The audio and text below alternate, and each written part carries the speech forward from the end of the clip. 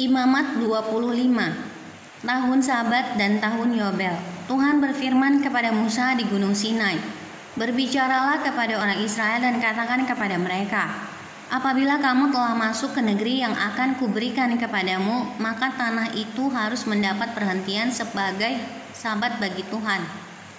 6 tahun lamanya engkau harus menaburi ladangmu, dan 6 tahun lamanya engkau harus merantingi kebun anggurmu dan mengumpulkan hasil tanah itu.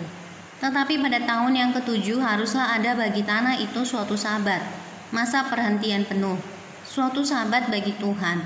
Ladangmu janganlah kau taburi, dan kebun anggurmu janganlah kau rantingi.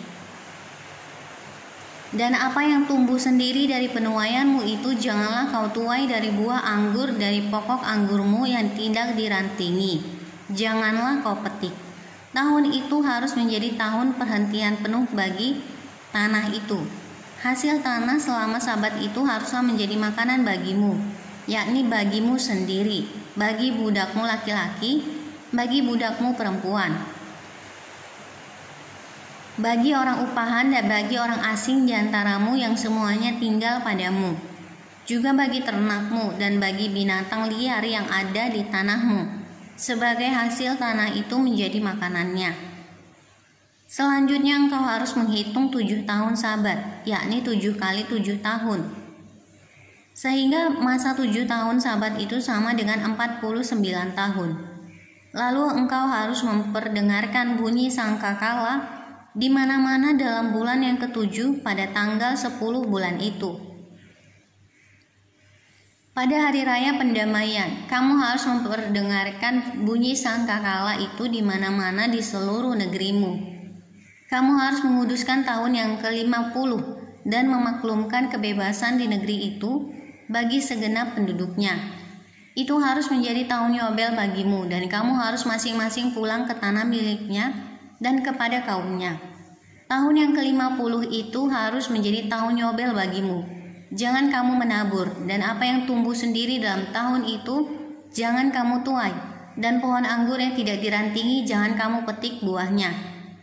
Karena tahun itu adalah tahun Yobel, haruslah itu kudus bagimu. Hasil tahun itu yang hendak kamu makan harus diambil dari ladang.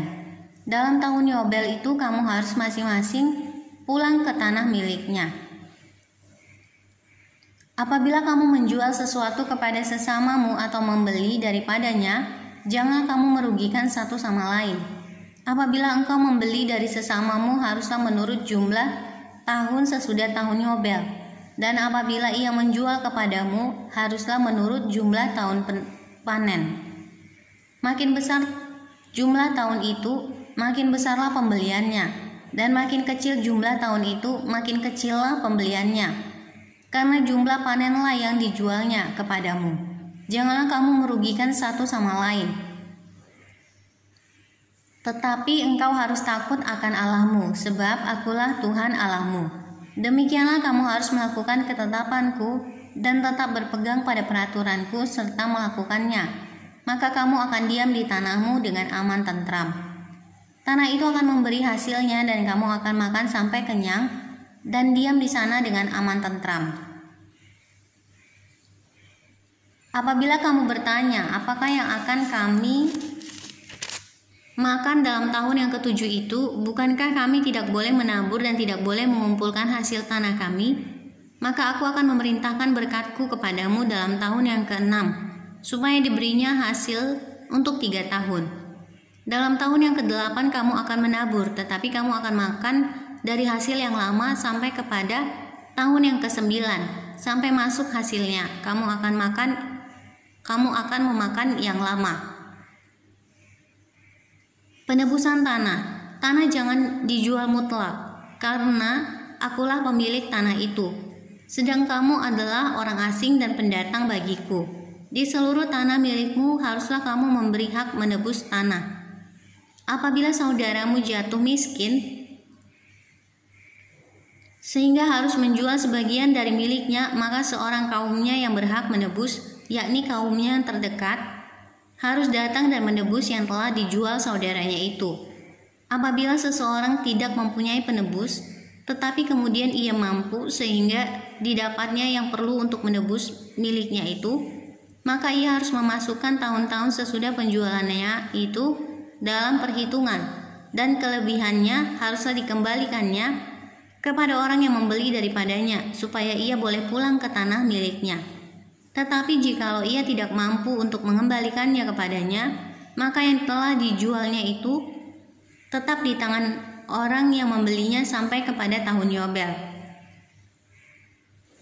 Dalam tahun Yobel tanah itu akan bebas, dan orang itu boleh pulang ke tanah miliknya. Penebusan rumah.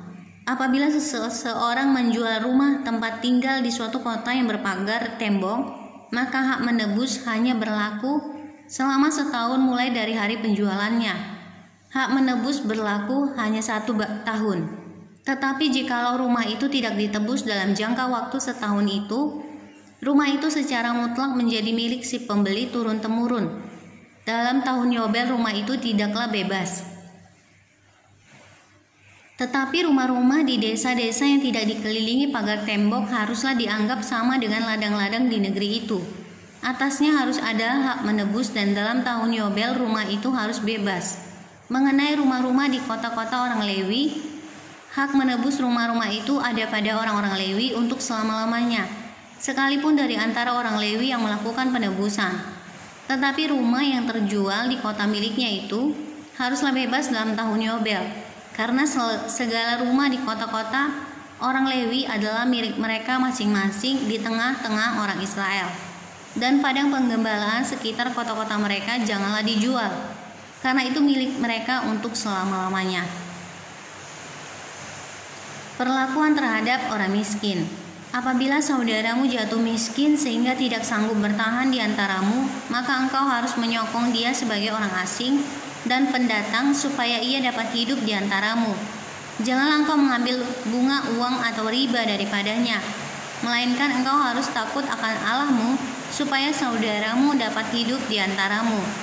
Janganlah engkau memberi uangmu kepadanya dengan meminta bunga, juga makananmu janganlah kau berikan dengan meminta riba. Akulah Tuhan Allahmu yang membawa kamu keluar dari tanah Mesir untuk memberikan kepadamu tanah Kanaan, supaya aku menjadi Allahmu. Apabila saudaramu jatuh miskin di antaramu sehingga menyerahkan dirinya kepadamu, maka janganlah memperbudak dia.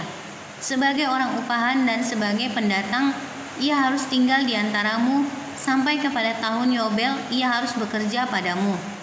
Kemudian ia harus diizinkan keluar daripadamu, ia bersama-sama anak-anaknya, lalu pulang kembali kepada kaumnya, dan ia boleh pulang ke tanah milik nenek moyangnya. Karena mereka itu hamba-hambaku yang kubawa keluar dari tanah Mesir. Janganlah mereka itu dijual secara orang menjual budak. Janganlah engkau memerintah dia dengan kejam, melainkan engkau harus takut akan Allahmu.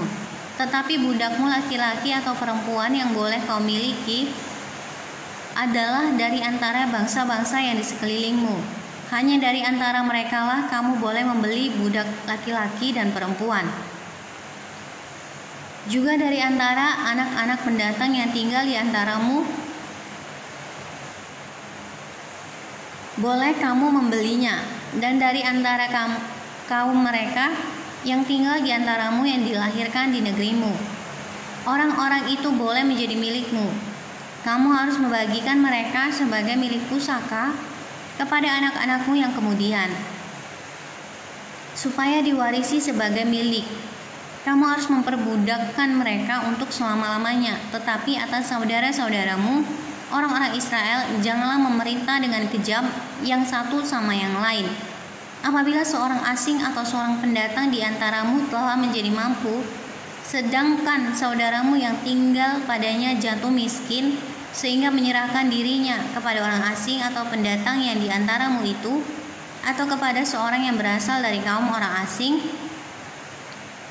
maka sesudah ia menyerahkan dirinya ia berhak ditebus, yakni seorang dari antara saudara-saudaranya boleh menebus dia, atau saudara ayahnya atau anak laki-laki saudara ayahnya, atau seorang kerabatnya yang terdekat dari kaumnya, atau kalau ia telah mampu, ia sendiri berhak menebus dirinya bersama-sama dengan si pembelinya. ia harus membuat perhitungan, mulai dari tahun ia menyerahkan dirinya kepada orang itu sampai kepada tahun Yobel. Dan harga penjualan dirinya haruslah ditentukan menurut jumlah tahun-tahun itu. Masa ia tinggal pada orang itu haruslah dihitung seperti masa kerja orang upahan. Jikalau jumlah tahun itu masih besar, maka dari harga pembeliannya harus dikembalikan sebagai penebus dirinya menurut jumlah tahun itu. Jika waktu yang masih tinggal sampai kepada tahun Yobel sedikit lagi saja, maka ia harus membuat perhitungan dengan orang itu. Menurut jumlah tahun itulah ia harus membayar uang tebusannya. Ia harus membayar uang tebusan dirinya. Demikianlah ia harus tinggal padanya sebagai orang upahan dari tahun ke tahun. Janganlah ia diperintah dengan kejam oleh orang itu di depan matamu. Tetapi jikalau ia tidak ditebus dengan cara demikian, maka ia harus diizinkan keluar dalam tahun Yobel, ia bersama-sama anak-anaknya. Karena padakulah orang Israel menjadi hamba. Mereka itu adalah hamba-hambaku yang kubawa keluar dari tanah Mesir. Akulah Tuhan Allahmu.